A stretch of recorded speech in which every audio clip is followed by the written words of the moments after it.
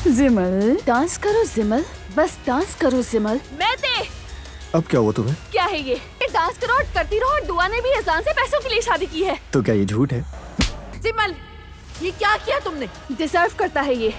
दोनों मेरे रूम में आओ फौरन।